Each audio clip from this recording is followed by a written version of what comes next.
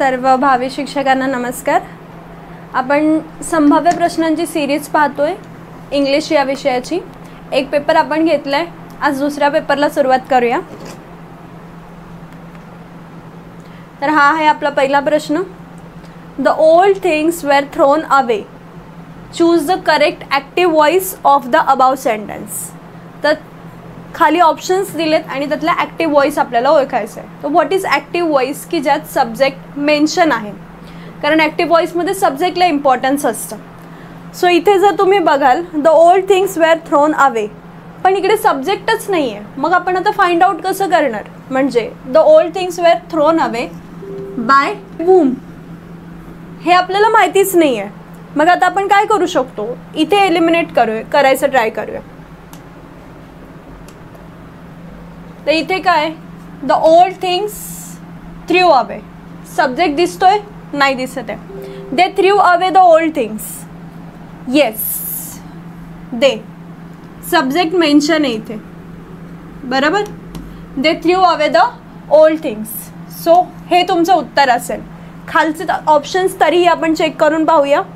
Throw the old things away, thrown away the old things, इथे कुठेच तुम्हाला subject दिसत नाही आहे. बाय देम वरती असेल आणि त्याचं उत्तर असेल दे. सो बेसिकली काय, तर ॲक्टिव्ह व्हॉइसमध्ये तुम्हाला सब्जेक्ट फाइंड आउट करायचं आहे. जर तुमच्या स्टेटमेंटमध्ये सब्जेक्ट नाही आहे तर तुम्ही त्याला ॲक्टिव्ह व्हॉइस नाही म्हणू शकत. चलो next question. I met him on Sunday, she sed, change this sentence into indirect form. आपण डायरेक्ट इनडायरेक्टचे स्टेटमेंट या आधी सुद्धा पाहिलेत.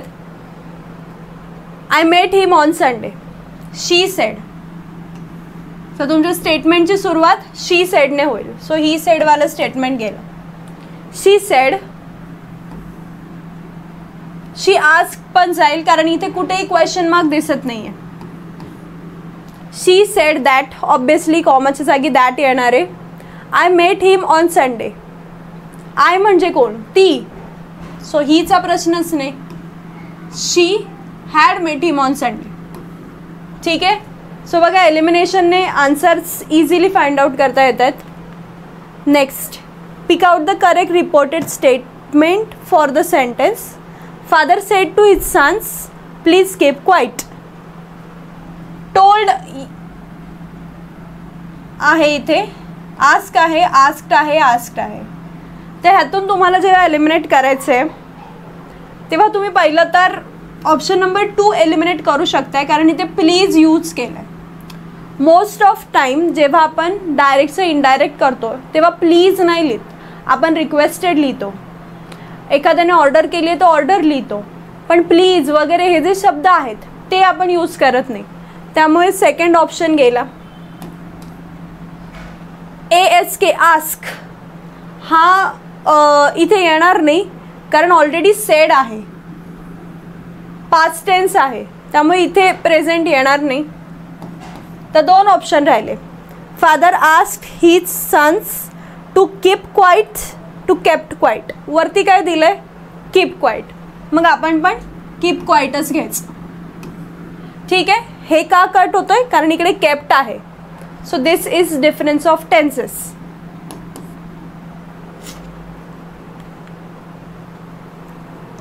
Combine the following set of sentences into a simple sentence. Okay. Again आपण last time पण हे question पाहिला होता की 2 स्टेटमेंट दिले जातात आणि तुम्हाला ते एका पर्टिक्युलर फॉर्मॅटमध्ये अरेंज करायचे असतात. सो इथे तुम्हाला सिम्पल सेंटेन्समध्ये फॉर्म करायचे. He has many faults, but he was a good man.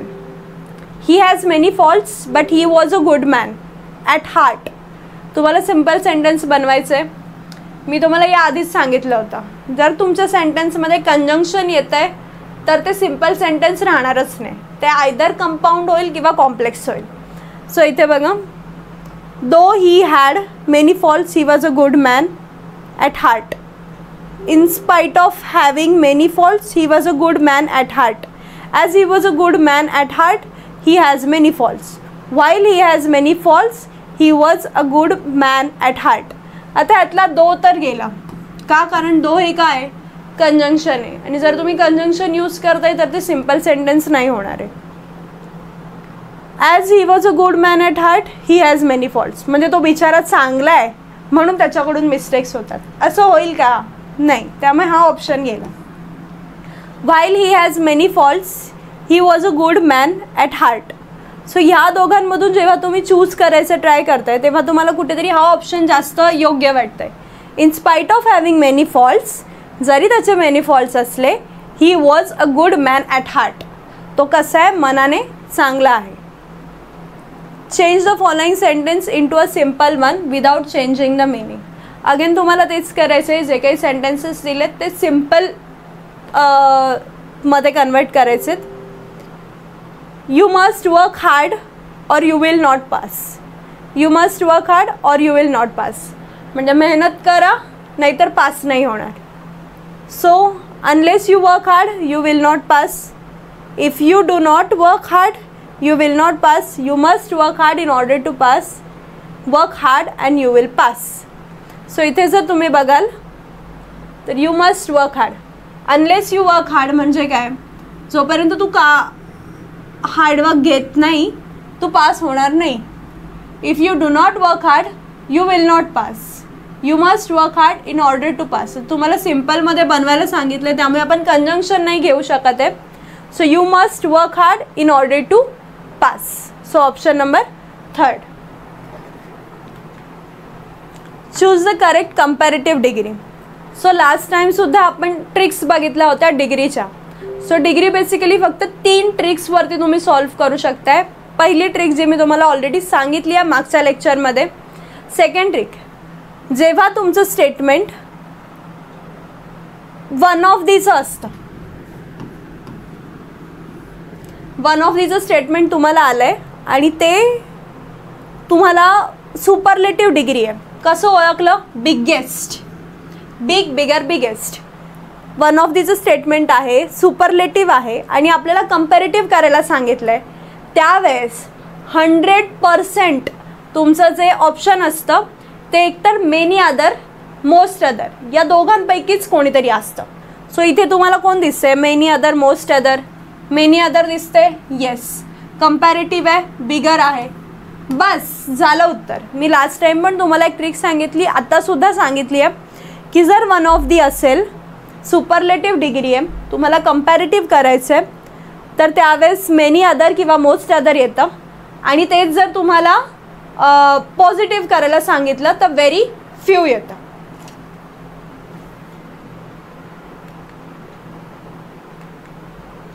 Yes, it matters little whether we win or lose. Change into interrogative. Interrogative question करायचे. Matters एस लागलाय, it means खाली सुद्धा विलचा तर प्रश्नच नाही, वेदर नाही. आता राहिला डू की डज. आता ऑलरेडी तुम्हाला दिसतंय एस लागलाय, मग खाली सुद्धा डजच येणार. So does it matters much whether we win or lose. One of the horses were tired. Correct the sentence. आता ह्याच्यात काय चुकलंय? बघताना व्यवस्थित वाटतंय, बरोबर वाटतंय, पण ग्रामॅटिकली योग्य नाही आहे. काय योग्य नाही आहे? कारण तुम्ही हॉर्सेस वेअर टायर्ड हे बघताय. हॉर्सेस वेअर टायर्ड बघितलं ना तर ते दिसताना बरोबरच दिसणार आहे, पण ॲक्च्युली आपण कशाबद्दल बोलतोय? आपण त्या एका हॉर्सबद्दल बोलतोय की त्या खूप साऱ्या हॉर्समध्ये एक हॉर्स आहे तो टायर्ड आहे. बघा इथे one of the horses were tired, मग वेअर येईल का? वनसाठी बोलतोय आपण तर तिथे काय येईल? वॉज येईल. मग आपण इज नाही का घेऊ शकत? इज नाही घेऊ शकत कारण वरती आपल्याला वेअर आहे, तर वेअरला जास्त सिमिलर वॉज येतं. म्हणजे मिस्टेक फक्त तुमच्या सिंग्युलर प्लुरलमध्ये करायची आहे, जी त्यांनी ऑलरेडी मिस्टेक करून दिलं आहे ते तुम्हाला करेक्ट करायचं आहे की one of the horses was tired, की एक हॉर्स आहे की जो टायर्ड आहे. वन ऑफ दीचे स्टेटमेंट नीट वाचायचे. What suffix will you add to the word kind to make it a noun.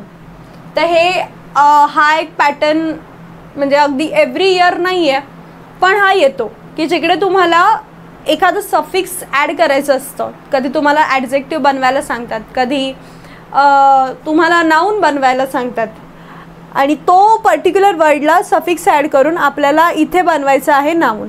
आता काइंड, काइंड शन बनतं आहे का? नाही. काइंडफुल नाही. काइंड मेंट नाही. काइंडनेस. सो कुठेतरी इझी क्वेश्चन फॉर्म केला आहे आपण की तुम्हाला समजण्यासाठी. काइंड आहे काइंडनेस, दयाळूपणा. So kindness. Select the word without suffix. Yes. So इथे सगळ्याला सफिक्स लागलेत. Greedy, hairy, dirty. तर कसं काय? हॅपीला का नाही? तर ग्रीडी हा वर्ड आहे ना, ग्रीड पासून आलाय. Greed, greedy. Hair, hairy. Dirt, dirty. Happy, त्याला तुम्ही करू शकताय कशामध्ये चेंज की हॅप्पी हा वर्ड या वर्डपासून आलाय? नाही, मुळातच हॅप्पी, हॅप्पी हाच वर्ड आहे, त्याला कुठलाही सफिक्स वगैरे लागलेला नाही. ठीक आहे. सो तुमचं उत्तर असेल option number 2. Choose the correct answer to name the clause underline in the given sentence. मी तुम्हाला लास्ट टाइमच सांगितलं होतं, क्लॉजेस ओळखणं खूप सोपी गोष्ट आहे. म्हणजे त्यासाठी खूप सारे फॉर्म्युलाज किंवा खूप सारे कन्सेप्ट्सवरती जर तुम्ही टाईम देत बसलात, त्यापेक्षा ह्या ट्रिक्स खूप सोप्या आहेत. जर पहिलं तर तुम्ही तुमचा जो हा पार्ट आहे, 2 पार्ट असतात, एक अंडरलाईन पार्ट आणि एक अंडरलाईन न केलेला पार्ट. सो जो अंडरलाईन न केलेला पार्ट आहे ना, त्याला व्हॉटने क्वेश्चन विचारायचं. What that was,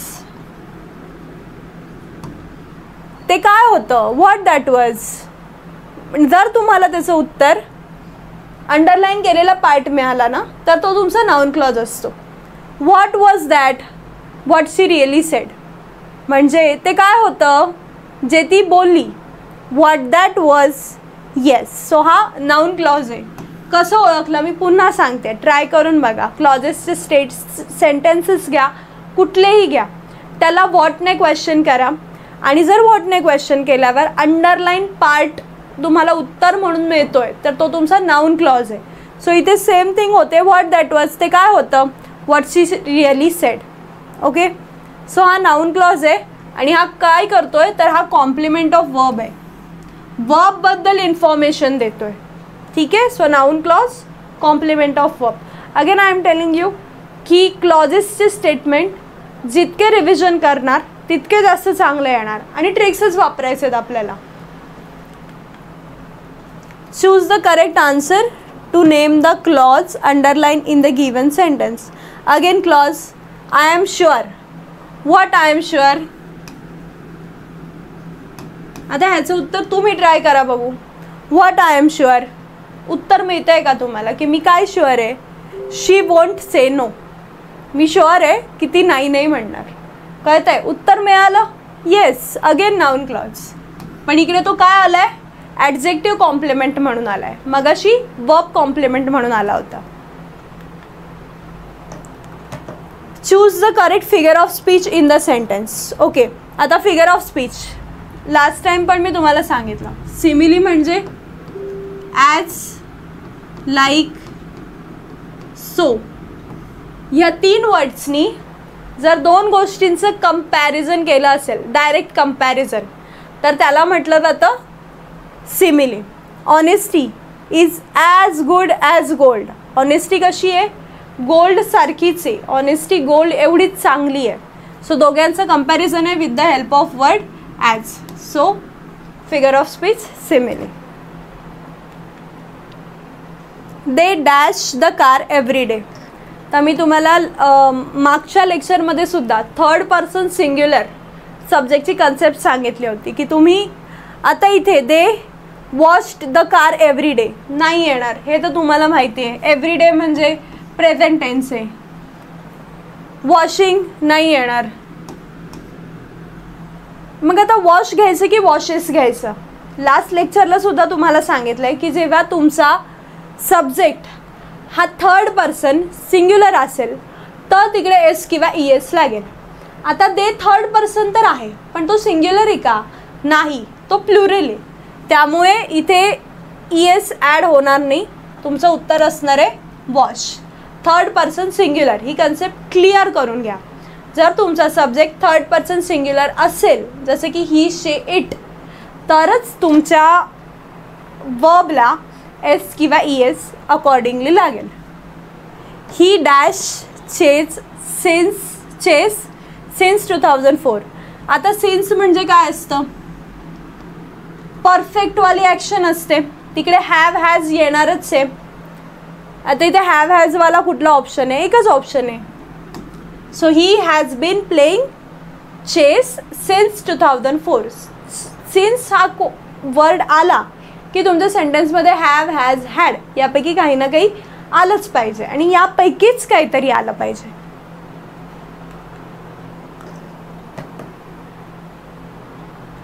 choose the antonym of the word strange.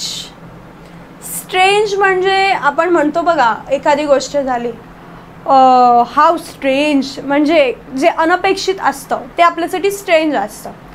जे आपल्याला वाटत नसतं की जे होईल, मग ते काय तर आपल्या ओळखीचं, फॅमिलियर. त्याच्या अपोजिट स्ट्रेंज नाही, I was familiar with that. No, I was familiar with that, मला ऑलरेडी त्याबद्दल माहिती होती, ते म्हणजे फॅमिलियर झालं. Strange, unknown. डाऊटफुल म्हणजे एखाद्या गोष्टीबद्दल डाऊट असणं. न्यू म्हणजे नवीन आणि अननोन म्हणजे जी गोष्ट माहीत नाही आहे. ठीक आहे. सो स्ट्रेंजला अँटोनिम येतो आहे फॅमिलियर. सिनोनिम, अँटोनिम आपल्याला करायचेच आहेत. बघा, अगेन सिनोनिमवरती क्वेश्चन आला आहे. The synonym of the word absolutely is. Absolutely म्हणजे पूर्णपणे, एंटायरली. रेग्युलरली म्हणजे काय की रेग्युलर बेसिसवर. रिअली खरंच. पार्शियली म्हणजे थोडंसंच. सो इथे काय येईल? ॲब्सोल्युटला सिनोनिम एंटायरली. ॲब्सोल्युटलीला त्यांनी अँटोनिम विचारलं असतं तर मात्र पार्शियली आलं असतं. ठीक आहे. सो बघा, आपण एक क्वेश्चन सॉल्व करताना 4 वर्ड्स बघतोय, म्हणजे एक क्वेश्चनमुळे आपले 4 वोकॅब ॲड होत आहेत. सो तेही लक्षात ठेवत जा. म्हणजे ॲब्सोल्युटलीला अँटोनिम पार्शियली येईल, सिनोनिम एंटायरली येईल. पॅसेज आहे बघा. What of the following is happening in India. Is happening in India. So keywords मी लास्ट लेक्चरला पण तुम्हाला एम्फसाइज केलं की पॅरेग्राफ वाचू नका, डायरेक्ट क्वेश्चन बघा. तुम्हाला काय दिसतंय? Happening in India. तेवढाच वर्ड शोधा. Happening in India. Religion results in India unfortunately. Yeah, this is happening in India. Politics is dominated by religion. The results are disasters. पहिलंच आहे, politics is dominating religion. Option मिळाला, सोडून द्या. तुम्हाला कळलं ना, politics is dominating religion and this is happening in India. Next, Indian constitution follows. Indian constitution follows our constitution, म्हणजेच Indian constitution follows secularism.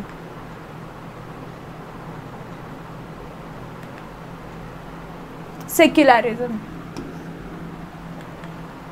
What is the teaching of Bhagavad Gita. इथे keyword काय आहे? भगवद्गीता. तोच शोधायचा आहे तुम्हाला पॅरेग्राफमध्ये. तुम्ही सुद्धा ट्राय करा भगवद्गीता कुठे सापडते. Yes, teaching of Bhagavad Gita. All are the citizens of this world. All are the citizens of this world. All are the citizens of this world. See, फक्त की टर्म शोधा. तो की टर्म सापडला की पॅरेग्राफमध्ये बघायचा की तो की टर्म कुठे, त्याच्या आजूबाजूलाच आन्सर असतं. Give one word for one who pretends to be what he is not. आता हा असा हे आहे की एक व्यक्ती की जी खरं ती नाहीच आहे आणि ती तसं असल्याचं प्रिटेंड करते, म्हणजे दाखवते.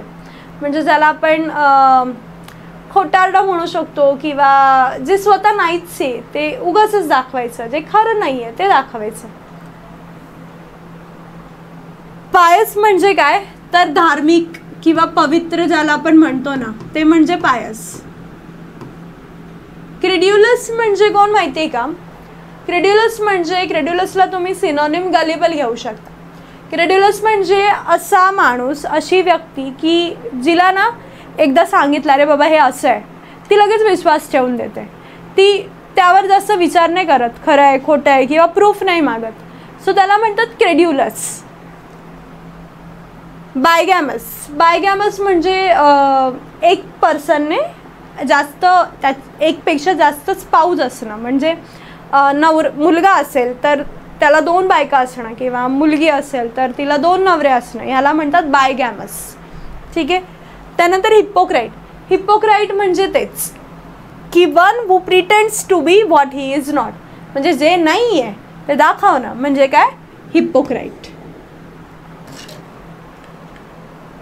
Choose the correct one word substitution for the state of being without wife. म्हणजे असं की म्हणजे जो पत्नी शिवाय आहे. बायगॅमी, बाय म्हणजे काय? 2.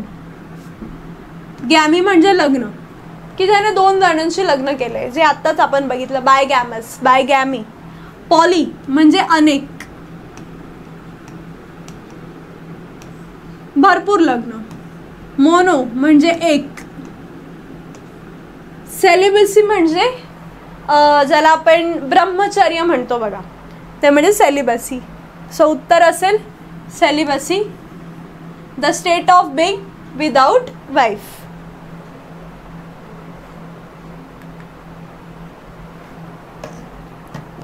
Choose the correct spelling from the group of words given below. त्यातली तुम्हाला करेक्ट स्पेलिंग शोधायची. आता बघा, हे करेक्ट स्पेलिंग वगैरे यासाठी तो वर्ड आणि त्याची स्पेलिंग माहितीच असली पाहिजे. इथे गेसिंग वगैरे नाही चालत, कारण प्रत्येक वेळेला प्रनन्सिएशनवरून वर्ड्सची स्पेलिंग डिसाईड होत नाही. त्यामुळे इथे ई कुठे आहे, आय कुठे आहे हे माहितीच असलं पाहिजे. आणि त्यासाठी हे जे वर्ड्स आहेत ते तुमच्या डोळ्याखालून सतत गेलेले असले पाहिजेत, तरच at time of examination identify करता येतं. ऑरल्स कन्फ्यूज होऊन जाणार तुम्ही. Immediate, immediate, immediate, immediate. तुम्हाला काय वाटतं काय उत्तर येईल? सो याचा आन्सर आहे इमिडिएट. का? कारण हा तर वर्ड गेलाच. ठीक आहे, ईने स्टार्टिंग होत नाही, इथे ई पाहिजे. ठीक आहे, इथे मिस्टेक केली आहे, त्यामुळे हा पण गेला. सो तुमचं उत्तर येते option number 1. The word yoke is associated with. Yoke म्हणजे नांगर असतं बघा, नांगर बैलाला यूज करतात. सो योक हा वर्ड शेती, बैल या सगळ्याशी रिलेटेड आहे. सो इथे तुम्हाला ॲनिमल्स दिलेत. सो नांगर कोणासाठी यूज केलं जातं किंवा कोणाला नांगरासाठी यूज केलं जातं तर ऑक्झन, ऑक्झन. तर इथे तुम्हाला हे तर कळलं की yoke is related to oxen. At the same time oxen हे पण कळालं. ठीक आहे. सो हे वोकॅब हे असंच ॲड करत जा तुमच्या मेमरीमध्ये, तुमच्या कलेक्शनमध्ये. असं कुठे बसलो आणि पाठांतर केलं असं नाही होणार. आपण ऐकतो, बोलतो त्यावेळेस आपले वोकॅब ॲड होत असतं, आपलं कलेक्शन वाढत असतं. Fill in the blank with the correct alternative. When Shakeel heard the news of its selection in the hockey team he felt. शकीलने जेव्हा ऐकलं की त्याचं सिलेक्शन झालेलं आहे हॉकी टीमसाठी, ही फेल्ट, त्याला काय वाटलं? एक्झॉस्टेड. एक्झॉस्टेड म्हणजे टायर्ड, पूर्ण एनर्जी गेली. असं होईल का? तुमचं जर सिलेक्शन झालं आहे हॉकी टीमसाठी तर कसं असेल? तुम्ही हॅप्पी असाल, बरोबर. एक्झॉस्टेडचा प्रश्नच येत नाही, त्यामुळे हा ऑप्शन गेला. फ्लॅटेंड. फ्लॅटेंड म्हणजे ना की उगाचच खोटी प्रशंसा करणे ज्याला म्हणतो ना आपण, की बढाया मारणे. की उगाचच कोणाची तरी बढाई मारायची, त्याला म्हणतात फ्लॅटेंड. ॲप्रिहेंडेड आणि एलेटेड. सो इथे बघा, एलेटेडचं मिनिंग असतं की एकदम खुश होणं. सो बेसिकली हॉकीच्या टीममध्ये त्याचं सिलेक्शन झालं आहे म्हणून तो एकदम खुश झाला आहे. सो इथे येईल तुमचा answer option number 3.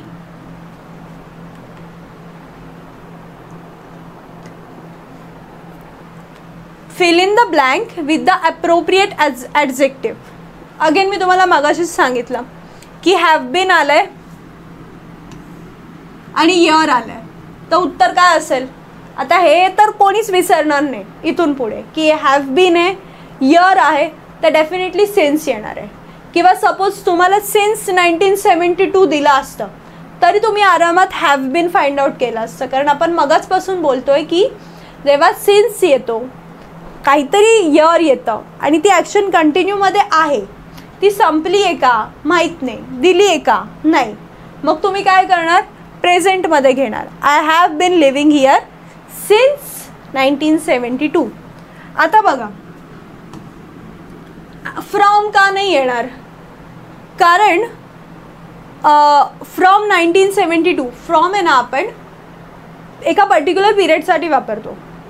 From 1972 to 1988 असं काही दिलं आहे का? नाही. जेव्हा दोन्ही एंड तुम्हाला माहीत असतात त्यावेळेस तुम्ही फ्रॉम यूज करू शकता. ड्युरिंग हा पर्टिक्युलर पिरियड दिलेला असतो. ड्युरिंग दिस एरा, ड्युरिंग दिस 4 years, असं काहीतरी ड्युरिंगचं पण ड्युरेशन दिलेलं असतं, कालावधी दिलेला असतो. ड्युरिंग 2 weeks वगैरे वगैरे. इथे तसं काहीच दिलं नाही आहे. फॉर म्हणजे रिझन, फॉर 2 weeks वगैरे वगैरे ते पण नाही येणार. सो डेफिनेटली इथे I have been living here since 1972. Fill in the blank with the correct preposition. You shall refrain telling lies. You shall refrain from. You shall refrain for. You shall refrain with. You shall refrain to. आता prepositional phrases जे असतात ना त्या तुम्हाला पाठच कराव्या लागतात. म्हणजे इथे प्रिपोजिशनच्या पुढे काय येईल किंवा कुठलं प्रिपोजिशन येईल फ्रेजच्या पुढे हे फिक्स असतं.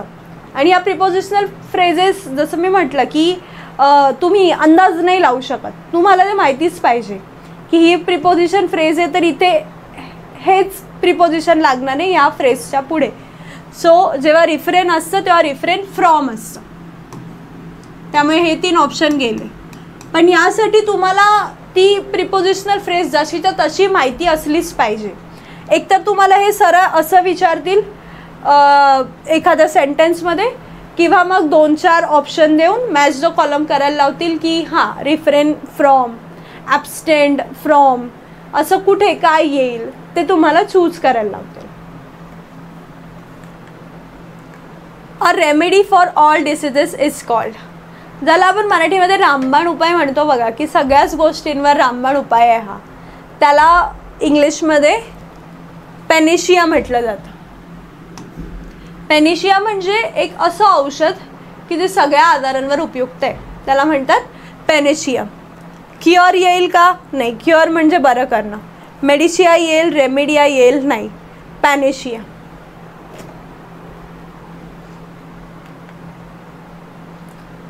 Choose the correct set of articles. Yes. आता इथे आर्टिकल्स आहे ना वाटतात तितके सोपे नाही आहेत की आपल्याला वाटतं ए वापरलं, एक वस्तू आहे म्हणजे अ वापरलं, जर परफेक्ट माहिती आहे त्या गोष्टीबद्दल स्पेसिफिक तर द वापरलं, AEIOU पासून सुरुवात असेल तर ॲन वापरलं. आर्टिकल इतकेच नाही आहेत, आर्टिकल इन डिटेल्स आहेत. म्हणजे लास्ट टाईम आपण बघितलं होतं हिमालया आणि K2. द हिमालया होईल पण द K2 नाही होणार. द हिमालया होईल पण द माउंट एव्हरेस्ट नाही होणार. का? कारण हिमालयाच्या आधी द लागतो पण कुठल्याही पिकच्या आधी द लागत नाही. सो त्याच पद्धतीने आज आपण नवीन कन्सेप्ट बघतोय की ज्या तुमच्या डायरेक्शन्स असतात त्याच्या आधी द लागतं. सो इकडे तुमचं द वाले ऑप्शन एकच आहे, 3. ठीक आहे. सो कधी डायरेक्शन येते, so in the east, in the west, from the east, from the west, आपण डायरेक्शनच्या आधी द लावतो. येस. सो इथे आपण संभाव्य प्रश्नांच्या सिरीजमधला दुसरा पेपर कवर केला आहे. त्यानंतर आपण अजून एक तिसरा पेपर घेऊन येऊ ज्यामध्ये आपले 30 क्वेश्चन्स इंग्लिशचे असतील.